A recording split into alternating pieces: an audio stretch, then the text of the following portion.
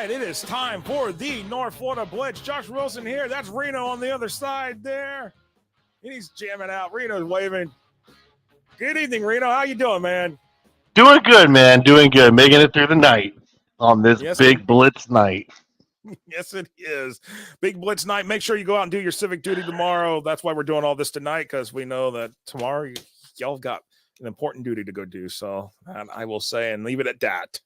We are going to talk sports. That's what we do here each and every week here on the Blitz shows here on FloridaHSFootball.com. And the chat's already fired off, Reno, and this is funny. Mark Cannon's like the last call. Christopher, like, he says, if you do $2 out of an ATM, that's a $2.50. Do you owe the machine money? Yeah, we kind of do.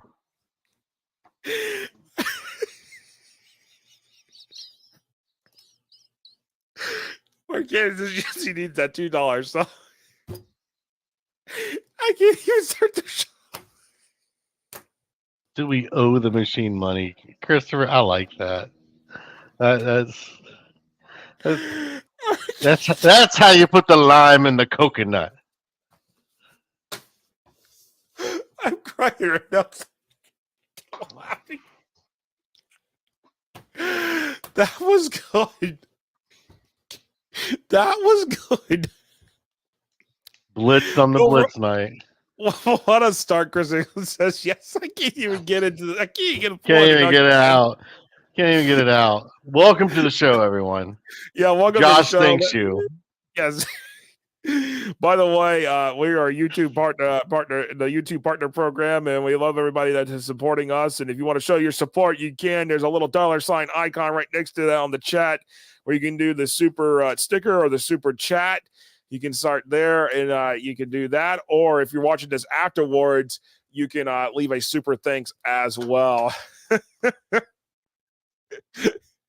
Jenny said, "Don't get it." Now Josh will now just. And don't worry, Christopher. There's no 50-cent markup on the stickers. You can just buy one, bud. All right, we're gonna reset this a little bit, but it is so much fun. I see all of y'all jumping on and watching already, so this is great. But yes, indeed, we are gonna roll into this because it is time for the Blitz lines, Reno, and first year Central out of Milton, the first year team with a full varsity program. They started a JV program last year. This year they went up to varsity, and the Jaguars in their first regular season with a victory, a big win, getting their first win in program history. Congratulations to Central Jaguars out of Milton and the northern end of Santa Rosa County. How about this? 34-28. They get a big win over Weehawken. Now, some people were like, okay, are they going to go into the B bracket playoffs? No, they're actually going to be one of 6 teams that I know so far that have actually opted out of what will be the Rural Invitational bracket. So, but they will not do the postseason thing. They're just looking at it financials. Basically, what I've been told is the 6 teams that have already opted out here for the Rural Invitational, Reno, it's just financials. Basically, they're not. Yeah. And honestly, and I think, and I'm honestly in my mind, there's probably not going to say it, but some of these teams are probably ready to move on to basketball season. Oh yeah, it's about that time, and it's ready to start making that shift. No, absolutely. And Pensacola Catholic, how about this? They edge out here the one of the teams in Class 1A, just in Tallahassee, St. John Paul II, sitting there, just edging them out here with a win here on to close out the win in Tallahassee. And Pensacola Catholic, how about this? 31-24 over the St. John Paul II Panthers, Reno. Doing it on the ground with 158 yards rushing out of CJ Nettles and Nettles himself running out for 153. And CJ also picking up 15 receiving yards out of that. So it's a big game out there. No, absolutely, and you're absolutely right about that. By the way, I gotta say this. This is my fiance Jenny here, sitting here. She says we're 11 subscribers away on the YouTube. 11, amazing. Yes, hit that subscribe button. Hit that button. Hit that subscribe button. Just hit it. Click it. Come on. You know you want to do it. Don't be Share afraid it, now. scream it, yell it, but tell everybody about the show. Yes, absolutely. So we definitely appreciate everybody that's watching here tonight. Here, Jonathan Ferris, I see your comment here. I'll get to you in just a moment on that regarding what you've got about Lincoln. We'll get to that here in a few minutes here as we roll along here. But Reno, like Scamba uses defense to beat Tate. How about this? Several interceptions for the Escambia Gators, 3 interceptions to be exact, and 3 huge interceptions to beat the Aggies. Yep, the Gators beating the Aggies 34-14, and that gives Escambia another big win right there for them on the season. I mean, Tate was looking pretty doggone good coming into this. They were 7-2 in this one, but that puts them to 7-3. Escambia in this situation, they moved to 8-2. Both of those teams wrapped up the regular season, but both teams could be playoff bound. But honestly, 3 interceptions. Hey, Reno, I think you've heard it many times. They say defense can win championships, and I think this is a situation here. Defense can win ball games. That's right. Defense wins ball games, but not offense. Can offense not win ball games?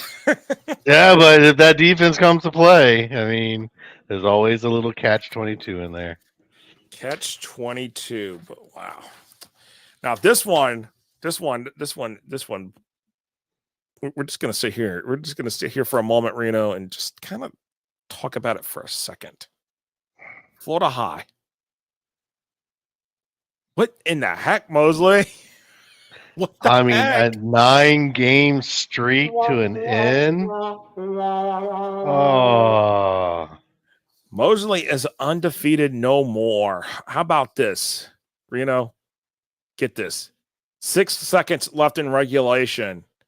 Florida High quarterback Cannon Cowie scored a goal line rushing touchdown. it was a second half performance from Florida High. They come back, take the win, and carry on, and that win the lead to the win to the end of the game. I mean, you couldn't ask for a much better end, and wrapping that up and beating the Mosley team like that. No, absolutely. And speaking of such teams, not on the list here in terms of the rundown real quick, but Justin Floyd, I do see your comment here. How about Choctaw? How about this? 17-14 at Enterprise, Alabama. Big win for Choctaw on the road to close out the regular season. How about that? Honestly, there for the Choctaw Indians and Frank Beasley's program there. So Choctaw wrapping up the regular season with an 8-2 record, heading to the playoffs as district champs in District 4A2. And yes, also we got Randy Lefko, the Clay Today sports editor. How are you doing, Randy? Glad to see you join on here on the show here. And he's like, yes, Florida High did end Hawthorne's 2-year winning streak. Yes, they did. And actually, I think that's what got the winning started there for Florida High, because they started out the season 0-3 but beat Hawthorne. And that was a huge win there. And now Florida High, big victors over a previously undefeated Mosley team, now 9-1, and Florida High finishing up the regular season, sitting there, I want to say, at a 7-3 record. And David Kozlowski, I was expecting him to pop on at some point. There you go, Reno. Mosley had a 1-6 lead in the second half. I mean, talk about Florida High turning it around right there and finding something. You guys, the coach's job is to find it, bring it to the team, and execute in the second half, and that's what they did. No, absolutely. And Florida High sitting there picking up that big win. All right, this is interesting. I know some comments. I'm expecting that there's going to be some comments about the video that was shown after this game. Ponte Vedra outlast Creekside 35-30. Brian Case counted for all 5 Ponte Vedra touchdowns, 3 rushing, 1 receiving, 1 passing to overcome Creekside 5-5. Sean Asherfield ran for a pair of touchdowns for Creekside, but the Knights for the Sharks 8-2 on the season, but those teams are heading to the playoffs. Creekside district champs, Ponte Vedra at large, but there's a video showing that of the coach from Ponte Vedra maybe intentionally knocking down one of the Creekside players, but it's been talked about, shared on social media. I'm surprised there isn't any comments about that, but it's kind of a situation where it's kind of sad to see that we don't want to, it's seeing that. It's I think it was Sean Ashenfielder that actually was the one that got knocked, and hopefully he's doing all right, despite the fact of getting knocked down by a coach like that. So, yeah, Randy, how about this? Yeah, pass rush, kick, touchdown. That's hard to do. I mean, Reno, did you ever see that when you were playing football? No, that's pretty impressive. Yeah, can't say I remember one right away. Honestly, he honestly, I'll tell you this: Brian Case, he may be up for the Jacksonville Jaguars Final Player of the Week award. So, because that's definitely an impressive effort there with Brian Case. But yeah, Chris Ingram, it was Sean Ashenfielder. It was a dirty hit because it was on the sideline, and they tell us all the time, Reno. You saw that the referees tell us, stand behind the white line. They always tell us, get behind, get back. So, yeah, there's a reason. There's a reason, and it's for the safety for both sides, the players that are actually on the field, and then for those on the sideline. A play could come right at you, and I've witnessed a couple of plays. I've had a ball hit me or two a couple of times. So, but Christopher likes this. Creekside may surprise some people in the playoffs as well, Reno. So we may see what happens there. We may see some big surprises, possibly. Absolutely. Actually, I thought I had put this in the rundown too, unfortunately, but I got to say this. How about this? I got to give props to my alma mater, Middleburg, 26-21 over North Marion. 7-3, their first 7-win season in 21 years. And the first winning season in 21 years, by the way, as well. And I gotta say, Middleburg, they thanks to some interesting scenario of Sewanee beating Childs 25-24, and then Matanzas losing to Flagler Palm Coast. Actually, will probably keep Middleburg locked in for that number 8 spot in the 5A Region 4. Maybe might boost them up a spot too. But Jonathan Ferris brings up this. Wouldn't it be amazing if Middleburg went up against Lincoln in the restaurant? I'm not so sure. I mean, I think any opponent they're going to take is going to be tough there. But yeah, and that is a big one. But how about this? Columbia. We haven't really talked about Columbia at all this year, Reno. Not really. Out of nowhere, but Columbia finally getting their footing, and they are now 500 on the season, beating North Miami Beach 42 to goose egg. But they leaned on their freshman rusher Jerome Horn, who pulled up 125 yards and 2 touchdowns in this game, and that's coming from a freshman. So we have a lot to look for in the Jerome Horn in the next few years. No, absolutely, and Jerome Horn, yes, but now Columbia waits, in which actually in this situation, I can tell you this, Reno, looking at the situation for Columbia, actually it looks pretty doggone good because Lincoln really gave Rickards the business and then some on Friday night. And by that virtue, the Columbia was closest to Rickards not getting in terms of the points. It was 4.632 last week to 3.832. And with that said, because of Rickards losing in the way they lost, Rickards 4-6, Columbia 5-5, I expect Columbia to actually get that number 8 seed.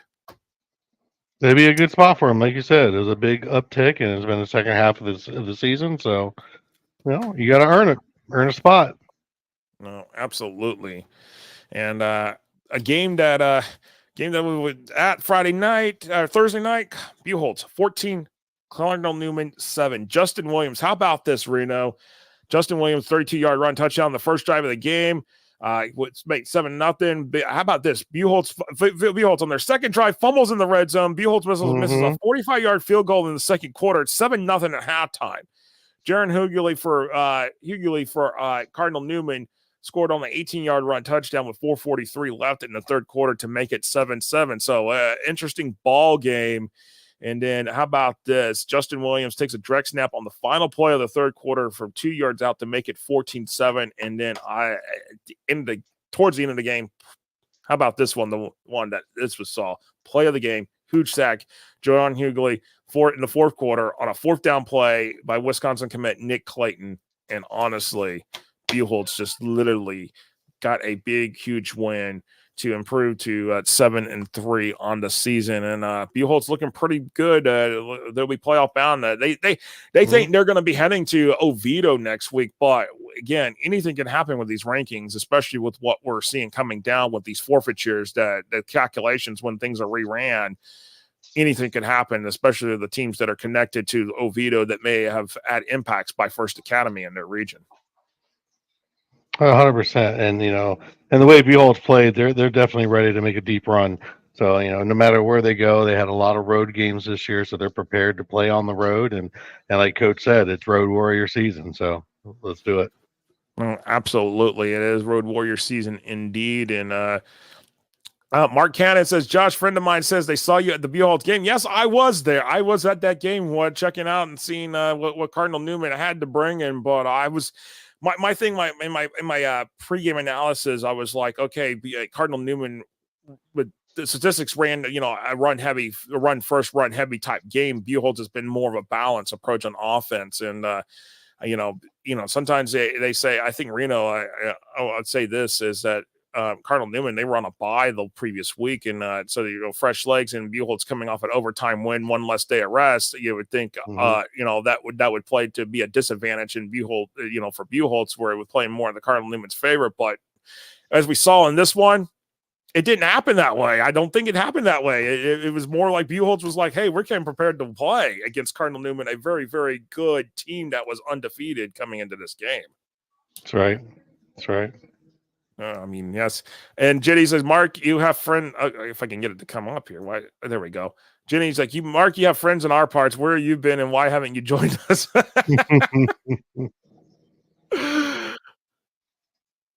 Oh man! All right, and let's take a look at the SSA playoffs results, because North Florida teams definitely in this area. Let's start with the 8-man teams in the 8-man state championship bracket. Gainesville Countryside Christian 35-13. We talked to them at Media Day back in July. And yes, indeed, Countryside Christian, the Cougars are headed to the second round.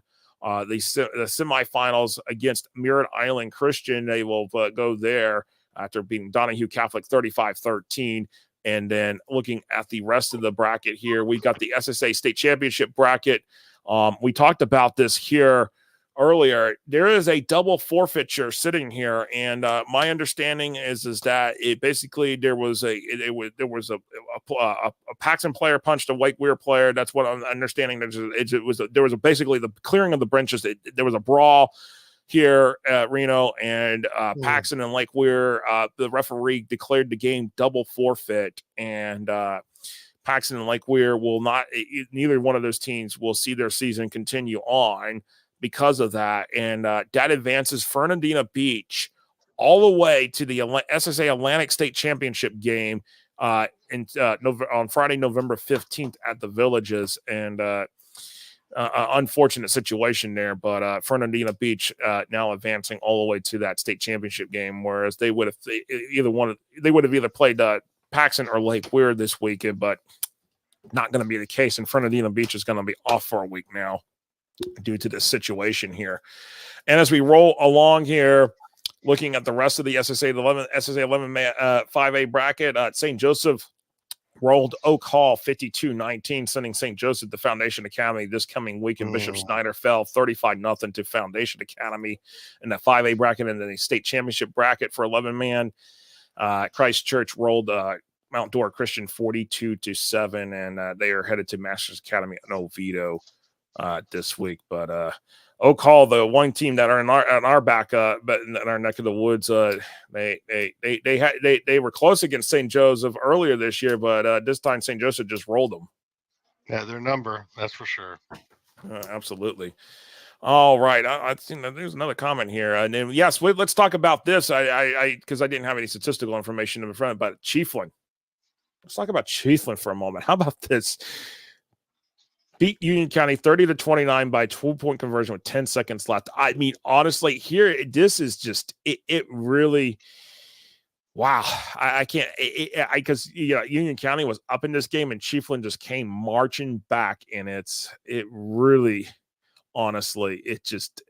I was stunned when I heard that. I'm like, wow, okay, this is going to throw off the rural classification bracket a little bit, because Union County's been number one for quite a few weeks, and now Chiefland is like, no, we want that number one spot, but we'll see if that gets it there too. Yeah, it was a big upset. I mean, I remember I picked Union County thinking they looked good, and here comes Chiefland town. By the way, I'm going to pull it up here because I believe I did have some updates here in this situation. I'm going to pull it up here real quick from Matthew Kilgore, who was at the game. I know Mike Rideout was at the game, but I'm trying to see if I can. We've got a score on this one, because actually, how about this? Tonight, Chiefland in a makeup game against Trenton. It was one of those games that got canceled between the hurricanes, I believe, from Hurricane Helene. Chiefland 39, Trenton 6. Oh, there we go. Monday Night Football final. So how about this? In 2 days, Chiefland in Monday and Friday, in the last 4 days, Chiefland has played 2 ball games, and guess what? Chiefland under Adam Gore, who is back here at Chiefland for his 3rd stint as head coach, not 1, not 2, but 3 stints. He has Chiefland, the Indians, 9-1 regular season. How about that? That's amazing. Yeah, that's awesome. No, absolutely. And Jenny says O'Call is rebuilding. Yes, you're right. They're rebuilding. They're going to hire a new permanent head coach after Randy Brower served this year as the interim head coach. They will hire our new permanent head coach after the season. And yes, let's talk about this. Mark Cannon says the favorite thing I've seen this year was Union County band, fans, cheerleaders, and teams sang Amazing Grace after the game. That is actually pretty doggone cool, Mark. I got to give it that. Yes, indeed. And most of us picked Union. You get a pass, Reno. Yeah, we'll just throw a pass in. I picked Union too. So, and Ellis Hall, hey Ellis, hi, good to see you on. And he said, "Go Indians." So, Ellis Hall is like very happy. But Reno, it's time for us to get our final water break in of these shows tonight. Right, we're gonna do that. All right. He said he's got the the Powerade, I should say. But we're going to take a 2-minute water break, and we'll be right back right here, right after this, here on the North Florida Blitz.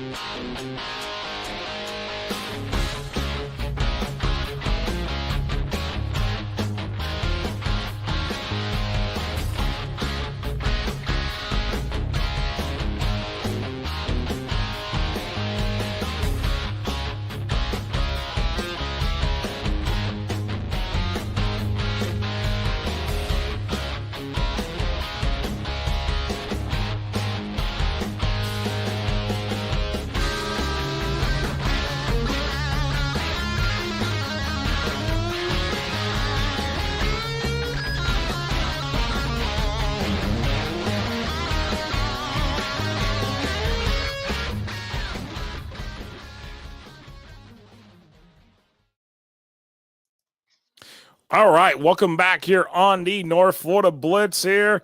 And I saw a couple of questions here that I'm going to bring up here. From one was from Jonathan Ferris, and he asked me earlier, and I didn't get to bring it up, but we'll bring it up now here.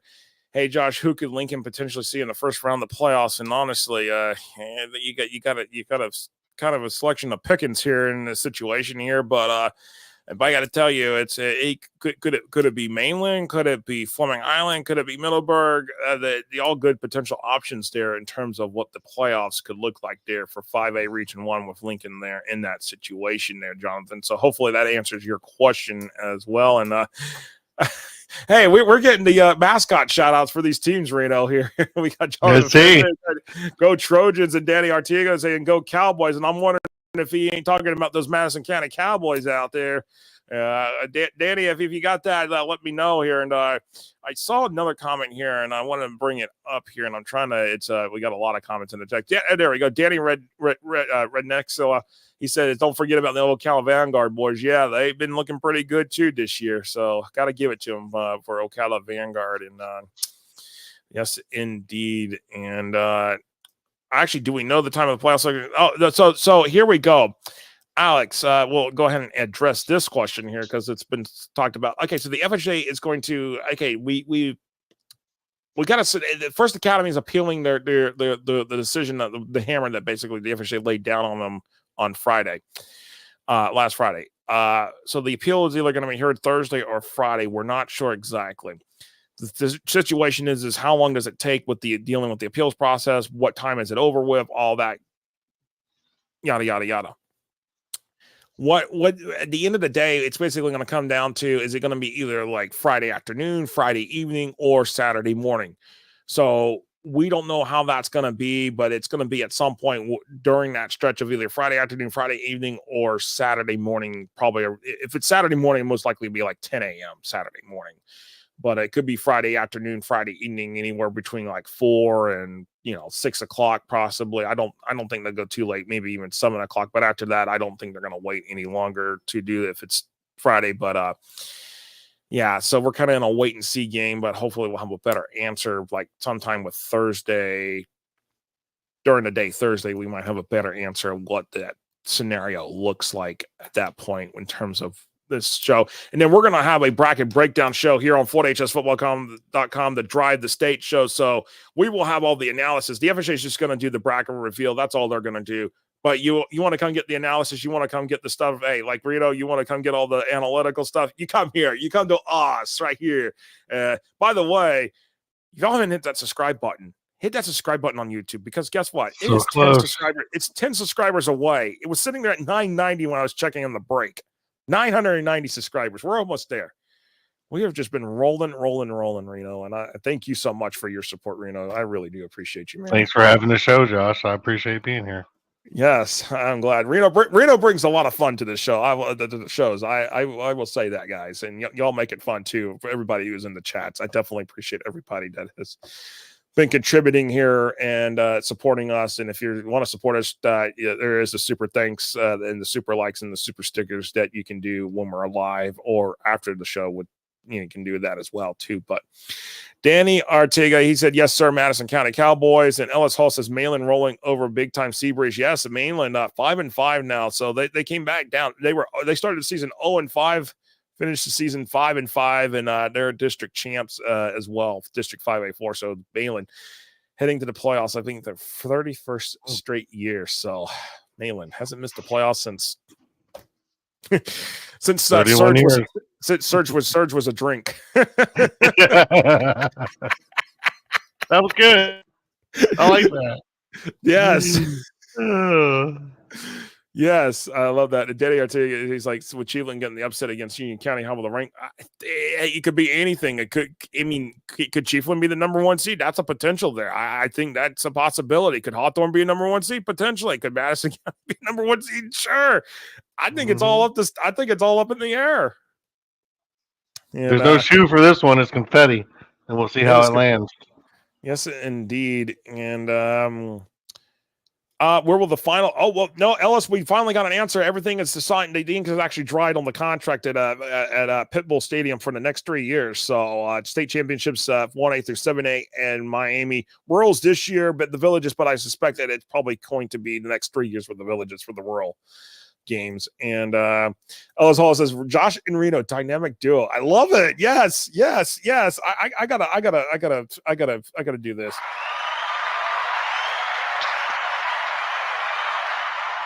Thanks, Alice. Appreciate you, Alice. Yep. Hold on. Let me stop that right there. All right. And then Christopher it's like drive the state bracket. Well, very good thing. Some good content. Very good content. We will have some great things coming. Yes, indeed. Christopher will definitely be helping me. Christopher will join me on the show to help me out with the breakdown because he is actually working on our graphics package for that for that show, and I'm excited for that as well. So excited! I'm not going to use some of the stuff, but Christopher Reno, he is one of my longtime friends. He actually had a website for years called Texas HS Football, which was my inspiration. So yes, Chris, I'm giving you a little prop up here, Chris. He used to have that website, but he has been a loyal friend and a loyal supporter of what I've been doing and for the last 15 years. And I definitely appreciate Christopher's loyal friendship. And it really means a lot to me. And the fact that he is also helping contribute on the behind the scenes. He's done a lot behind the scenes. He don't get enough praise for it. So here's my praise for Christopher. And I'm going to definitely give more praise for Christopher during during the Drive the State show when we do that bracket breakdown show, whether it be Friday or be Saturday this weekend. We will keep you updated and we will put that on there. Mark Cannon, hey, Mark Cannon, what another super sticker. I gotta love it. Thank you so much, Mark. Thank you. He gets 3 claps. Woo! Yes. I love it. I love it here. So absolutely. Yes, indeed. And that said, this is for Christopher. Yes, thank you, Mark. Awesome. I appreciate you. Yes, appreciate it. Yes, because Chris is a good guy. I love Chris. He is definitely awesome. And y'all get to know a little bit more about Chris this weekend with the Drive the State playoff bracket breakdown show. And Brittany Joe King joining late. Brittany, okay, so there is actually going to be no updates to the playoff power rankings from the FHA until we get the final brackets and the final rankings either Friday or Saturday. So again, no playoff rankings tomorrow. So there will be no Drive the State show tomorrow night because of that. So I can't update anything that I don't, and I have last week's rankings, and that's what we're looking at, and then using that as a reference point at this particular point here as we roll along. But definitely appreciate you joining us here. And yes, you're welcome. Thank you very much, Rennie. Thank you so much for joining us here on the show and watching the show as well. And Jonathan, I know you didn't say about Miami Central going to the playoffs. No, that they're done 0-9. It's not going to allow them to get into the playoffs, I don't believe so. But anyways, as we got to do this, it's time for the pick six. We're in the fourth quarter. Yes, hold up that 4. There we go, 4. All right. As we roll this along here, we've got some interesting games. I wouldn't say some big games, but I mean, they're games. At least I was able to pull 6 games together for North Florida. This was going to be the most difficult area that I was going to pull games to here and stuff. And at this point, it's just slim pickings in this situation. But anyways, last week I was 3-3. Reno, I know we alluded to this and everything. And I mean, Reno, I was looking at this. Mosley, if Mosley had won and Union County had won, that would have been 2 right there. I mean, but St. Augustine gave Mandarin a little bit of a game. But Mandarin tried to fight back late, but I mean, it just wasn't my week when it came to picking in the North. But hopefully this week, Reno, I hope you go 6-0. We'll see how this goes. I think I got some interesting picks. All right. Well, we're going to do this. All right. So I'm 40-22 here. I'm at just a little over 64% here for North Florida. But as I say, well, we just got to roll along here. And we're going to roll along here with our first game, Impact Christian at Episcopal.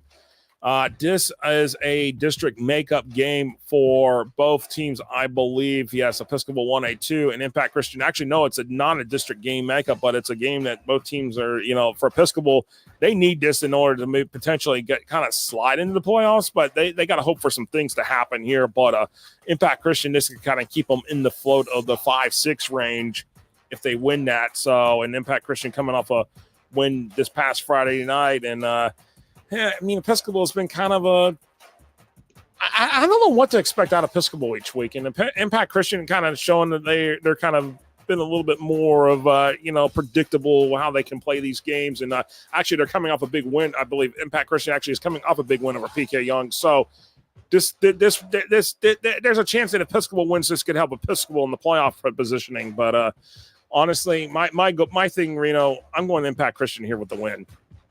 And then that's what I chose. I went with Impact on the road. That they'll mix things up and they'll come out with the win. All right. Well, as we roll along here, we got our picks coming in from our people. As you know, you can play along here. You can put your picks in, put them in the chat. We'll post them up here. Mark Cannon going with Episcopal in this one. And then Jonathan Ferris is taking Episcopal. Not sure on this one. So kind of a flip of the coin here or flip of the shoe. Christopher Lack is going with Episcopal School of Jacksonville by 3, and Ellis Hall is going Impact. So we're kind of like in a middle of the road situation here in terms of our pick this week, Reno. Yeah, we are. All right. Excited to talk about this one next week. Yeah, we will definitely talk about how that goes. But in the SSAA, we got St. Joseph 9-1 at Foundation Academy 5-4. St. Joseph has just been rolling this year, and their only loss was to Interlochen, who, by the way, is onto the semifinal round in the SSA 1A playoff bracket. So they will be playing Bell this week in that game. But I kind of focus on St. Joseph at Foundation Academy. St. Joseph 9-1 at Foundation Academy 5-4. And I like the way St. Joseph's been playing here, Reno. And they just have a huge quarterback that's been really good. But Randy's saying the Episcopal, so he's Turner Glenn, tough quarterback on the roll. So that's who he's going with in that last game. But I mean, St. Joseph just been rolling here in a lot of games, and honestly, I don't think there's nothing to stop St. Joseph from getting to the 5A state championship game in the SSAA. What are you thinking, Reno? I'm thinking the same. That big time quarterback, dual threat. They can make some things happen. Absolutely. All right. As we heard, you heard Reno saying he's going St. Joseph here and going with that one. Mark Cannon going St. Joseph. I don't know who to pick here, but for Jonathan Ferris, but he'll take St. Joseph. And it seems like everybody's agreeing here, Reno, with that one. And Randy Lefko talking about Eric Gibson wins big, and he's talking about that with Interlochen. So, yes, appreciate that from Randy. Eric Gibson, a Middleburg grad, by the way, as well. So there's a few of those my alma mater guys running around here. Like you got a few for your Newberry Panthers, Newberry. By the way, 8-2. They beat Trinity Catholic on the road. By the way, so props up to the Newberry Panthers. All right, as we roll along to our third game, as there's a St. Joseph picked our third game, Blountstown at Port St. Joe, a makeup game here. With these two teams, Blountstown 6-3, Port St. Joe 5-4. Both teams most likely going to be in that A bracket state championship game. Oh, Ellis Hall said hello. He's staying in St. Joe, so adding another pick to the win, but pick column. But Blountstown 6-3, Port St. Joe 5-4. Port St. Joe, they've had some struggles here. Blountstown, I mean, they've had their moments too, and this is a huge rivalry game. And honestly, it really boils down to who wants it the most, who really wants it in terms of playoff positioning. And last week, when we talk about the playoff positioning here, Blountstown was ranked number 11 for the state championship bracket for rural. In the invitational, Port St. Joe is number 3. So Port St. Joe, this is probably a game that Port St. Joe wants the most because this would move them into the state championship bracket in the rural class. Blountstown, I don't think it necessarily would hurt them as much, but honestly, my gut says go Blountstown here in this situation. And how are you feeling, Reno, about this one with this rural game? I'm feeling the same. I think home team doesn't bring an advantage on this one. Blountstown is too strong. Yeah, I agree with you there as well. And Jonathan Ferris has said he's going Blountstown on this one, and in this one, and Mark Cannon going Port St. Joe. Mark is going opposite. My Chris Like is going Port St. Joe by 6. And all right. Ellis Hall is going Blountstown. I like it. A good split. I like that. Reno, you like these splits? I like these splits. I like this. Absolutely. All right. Christchurch in the SSA state 11-man state championship bracket, but Christchurch the state semifinal, right to go to the 11-man state. Oh, Anthony Roof chimed in saying Blountstown. Somebody's replies coming in real quick, a little bit. quicker. Christchurch 9-1 at Masters Academy 9-1. Again, state semifinal for the SSA 11-man state championship bracket. Christchurch again, big win, 42-7 over. Let me pull up that bracket here real quick. Again, this was that bracket here. 42-7 over Mount Dora Christian. They're going to be playing Masters Academy, who's put 55 up on Lake Highland. So, with that said, to me, Reno, the defense might actually not show up in this game the way these teams have been scoring points. Mm-hmm. That's my feeling. Now, I will tell you this. The one common denominator for both of these teams, I think, this year has been Providence. So, on their schedule. So that's my thing right there. But that's where Masters Academy has their only loss to is Providence. But gosh, I mean, my gut feeling says go home team. But Christchurch gets this. That will be a goal, long ways for them. And my gut says Masters Academy in this one. Reno, how are you feeling here? I'm feeling about the same. I just don't see. I think home field advantage at this time, at this record pace, is what's going to matter on this game. Well, there you go. He's going with Masters Academy right on this one here. And Christopher Like is saying Masters Academy by 14. Clark Cannon thinks Christchurch. Backfire says game date and time has not been set yet. So that could be either Thursday or Friday. So I expect, but it is going to be this week here for those two teams. But Ellis Hall's the CC Ryder. He's going Christchurch here. Randy Lefko going Christchurch as well on this one. So I like it. Interesting. Good little splits here in terms of the pickings. I mean, as you heard Reno say, he likes to when it's split pickings here. But here we go. This one is interesting because this one in Class 6A, District 3, Bartram Trail. Oh, boy. Yeah. Let's talk about Bartram Trail for a moment. They need some help here in this situation here, and I want to pull up real quick here because I want to make sure that I'm actually, before I just go talking out of it here, I want to make sure that I'm giving you the right information because Nice 8-0. This is a district game. This is a district makeup game here in this situation here. So Bartram Trail is 0-2 in the district. They just got a win over Ribault, so they're 4-5 on the season. They need a big, huge upset win here. They were ranked number 10 in the rankings last week in 6A Region 1, Reno. They got to get a big win here. They need to kind of they need whatever it takes to get a win here to get in the playoffs. And honestly, beating Ribault doesn't really do you much favor. It's beating Nice that has to do you something here. And honestly, it really Nice has been playing. They've been playing with house money all season on their team. But at this point, Bartram Trail's got to take all the chips and just push them in and cash it in to see what it's going to. They're going to have to unload the bag of tricks, honestly. They will. My thing is I think Colin Drass is going to have this team way over-prepared, and I think Nice is going to win this game. But it's not to say that Bartram Trail can't get out and go pull an offset. So, Reno, where are you going with this one? I have a feeling in my gut you're going opposite of me in this situation. I just feel it. I was going to stay on Trail, but like you said, I just think the coach will have Nice over prepared. It's at home, and there's just too much on the line for Bartram. I think it's going to be a close one. This will either be overtime or by 3, but I'm going Nice. Wow. Going with Nice. And, well, honestly, here we go with the picks from everybody else on this particular game. Mark Cannon is going Nice.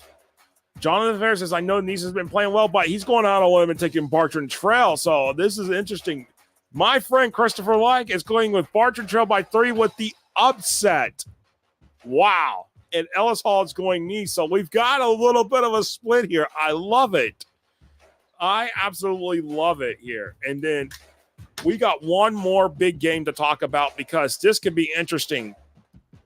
For Eastside, it's the district title, District 3A5 title. You know, this one's interesting. However, if South Sumter wins this game, if South Sumter can win this game, we're in a 3-way tie for the district. Oof. With Eastside, South Sumter, and Denellen. But South Sumter has to get a W here. they have played a tough schedule, but things have just not gone their way in certain games. I mean, like a 7-0 loss to Vanguard this season. I mean, you schedule tough. You got to win some of those games. Let me just be honest with you. You got to win a couple of those games somewhere along the way when you play a tough schedule. But Eastside 7-2, looking at 8-2 potentially. But South Sumter 3-6, got to win this game to even have a chance, a puncher's chance to get into the playoffs by a tiebreaker situation. However, I don't think there's enough in the tank for South Sumter. And honestly, I think these losses are just mounted on them. And, I don't know if there's some discouragement maybe going on inside. No one's saying anything, but my feeling is I got to take Eastside here victory here, Reno, and I just don't. I just feel like Eastside's just like, hey, we know what we got to do. Our goal is we got to go in, take care of business, and just not leave anything to doubt with the rankings. 100%, and that's what's going to happen. Eastside's just going to give it to South Sumter and take that win and keep rolling on. Yeah, absolutely. And we're going to look at the picks here. Christopher Likes says Eastside by 12. Jonathan Vera says, give me Eastside, but he thinks it's going to close. And then I'm going to go with this one let's go rolling this here. Mark Cannon is rolling with Eastside. If it'll come up for me. There you go.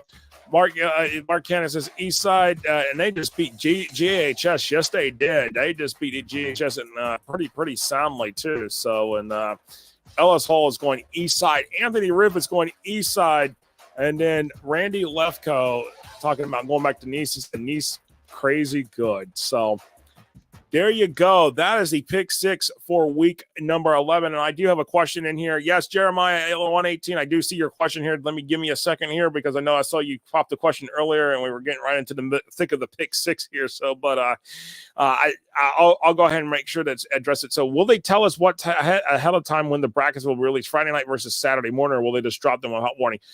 I've got. My plan is that I'm keeping in contact to see what's going to happen on that. So I will have an answer and let y'all know when they're going to come out and do that. So I'm hoping that that we get enough time to prepare. So again, it all is contingent on what's going to happen. If the FHA drops the stuff on Friday afternoon, we may be looking at a Friday night show with the bracket breakdown show with me and Chris. But if it's not going to come out Friday, then we're looking at something Saturday.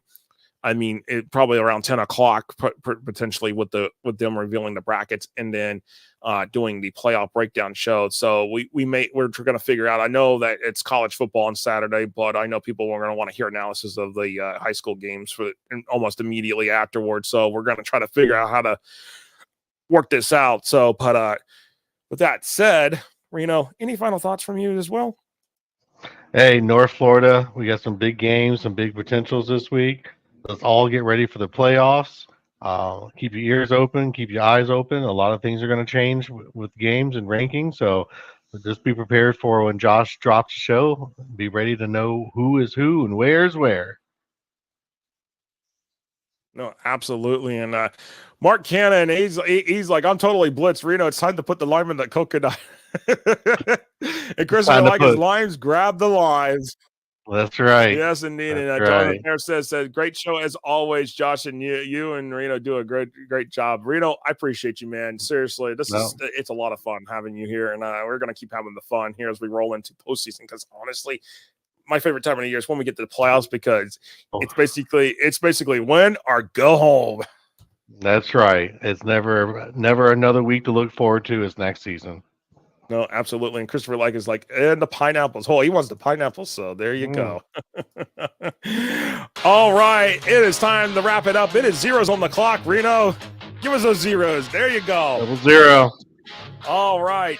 It is time to wrap it up. Mark Cannon says, Mark Cannon says, thanks, guys. Allowed me to get about the election for a while. There you go. Go out and do your civic duty tomorrow. We'll be back next week, or actually next week for the Blitz shows, but we'll be back either Friday or Saturday for the Drive the State shows right here on 4HSFootball.com. So stay tuned. We'll be back later this week for that with the playoff brackets. Reno, appreciate you, man. Take care. Thank you, Josh. See you, everybody. Very good.